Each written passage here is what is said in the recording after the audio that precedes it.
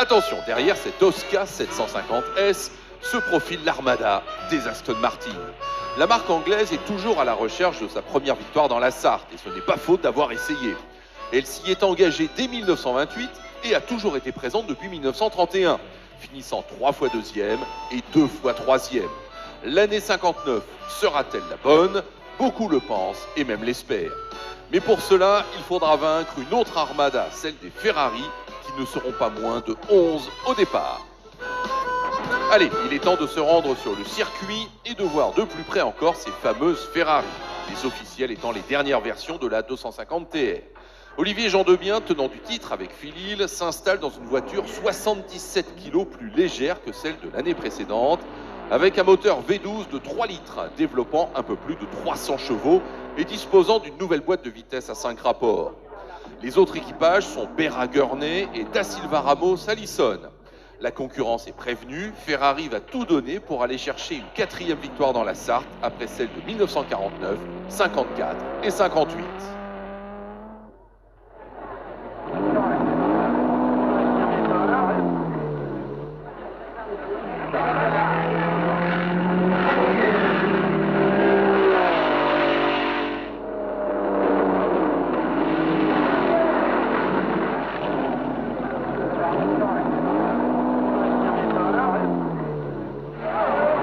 Les essais officiels ont lieu le mercredi et jeudi précédant la course.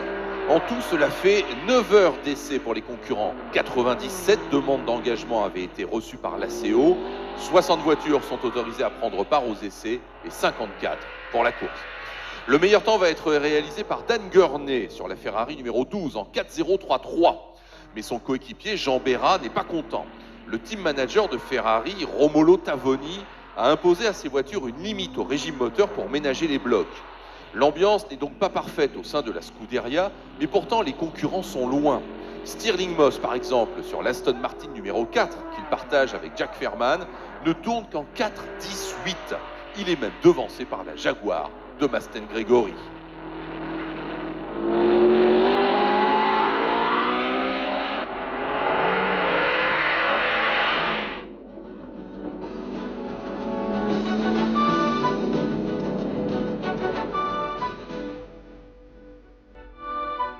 Et nous voici le jour de la course. Comme d'habitude, des milliers de voitures et spectateurs convergent vers le circuit.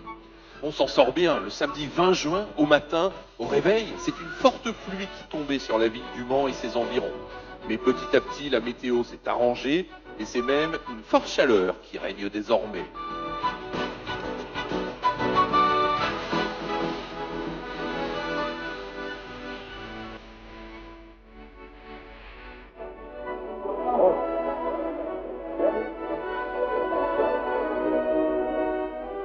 Sur le circuit, les préparatifs à la course ont commencé. Le départ sera donné dans 2 heures et l'on sent bien la tension qui monte. Voici Jean Berra, pilote, donc star des années 50. Image émouvante car il se tuera, hélas, en course 6 semaines plus tard sur le circuit de Lavus à Berlin.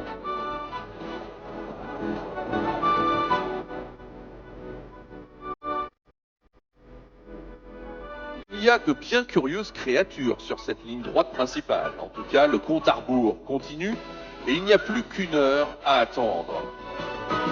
Les officiels et personnalités sont présents. Le départ sera donné officiellement par Maurice Herzog, sous-secrétaire d'État à la jeunesse et au sport.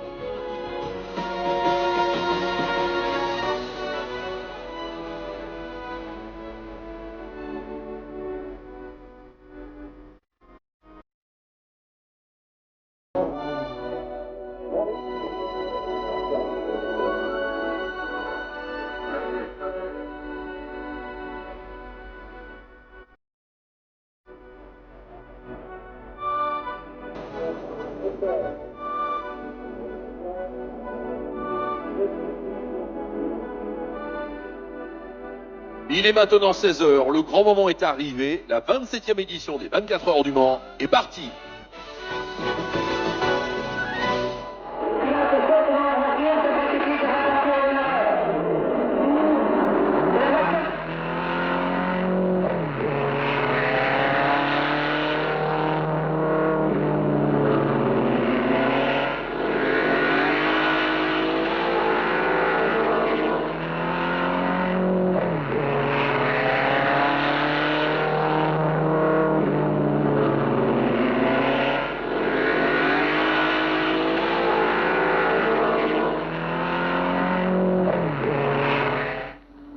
une surprise pour personne, tant il est coutumier du fait.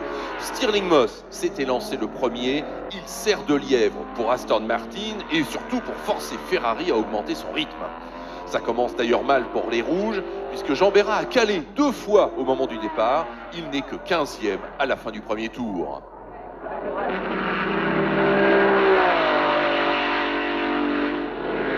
Néanmoins, c'est bien Bérat qui va être le héros du début de course. À la fin de la première heure, il est déjà remonté en 3e position et il se situe donc juste derrière Moss, toujours leader, et Phil Hill, 2e sur la Ferrari numéro 14. Au passage, fait rarissime dans l'histoire des 24 heures du Mans, pas un seul abandon n'est à enregistrer dans cette première heure. Seule mésaventure, l'anglais Ted Lund sur MG qui a heurté un chien à Mulsanne. Bérat est à l'attaque et il n'est toujours pas d'accord avec les consignes d'équipe de Ferrari pour ménager la mécanique. Il signe le meilleur tour en course et fait parfois rugir son moteur jusqu'à 9500 tours minute. Quand il laisse le volant à son coéquipier Dan Gurney au 30e tour, il est clair que la Ferrari semble à bout de souffle. En tout cas, performance exceptionnelle. Le duo Bérat-Gurney est bien en tête de la course en fin d'après-midi. La Ferrari numéro 12 vole littéralement et possède à ce moment-là une quarantaine de secondes d'avance sur Moss-Ferman, puis un tour sur Hill, Jean Debien. On trouve ensuite Gregory Irland sur Jaguar et l'équipage Roy Salvadori, Carroll Shelby sur l'Aston Martin numéro 5.